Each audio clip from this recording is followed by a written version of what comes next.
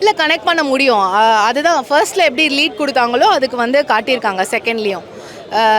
எப்படி அந்த கல் வந்துச்சு, அந்த கல்லை வச்சு தானே கும்பிட்றாங்க, எப்படி அந்த கல் வந்துச்சு, அதுக்கு உண்மையாகவே ராஜாக்கள் எப்படி ஆசைப்படுறாங்க, ஆசைப்பட்டால் கடவுள் என்ன பண்ணணுன்றதை வந்து அவ்வளோ அழகாக ரிஷப் காட்டியிருக்காங்க. அண்ட் எல்லா காஸ்ட் ரோலும் வந்து அதை பர்ஃபெக்டாக நடிச்சிருக்காங்க. விஎஃப்எக்ஸ் ஆகட்டும், மியூசிக் ஆகட்டும், பிஜிஎம் ஆகட்டும், சிலிக்க வச்சு எல்லாத்தையும் அப்படியே கையெடுத்து கும்பிட்ற அளவுக்கு அவ்வளோ சூப்பராக இருந்தது.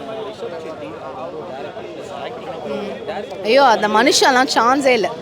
என்ன சொல்கிறது, சச் அ டேலண்ட், அவ்வளோ டேலண்ட் இருக்குது.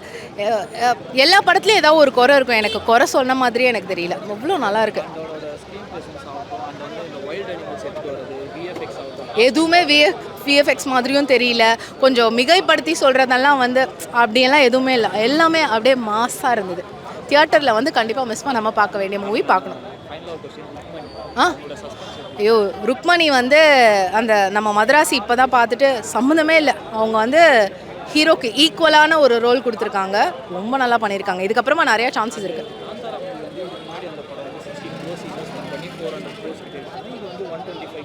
S S S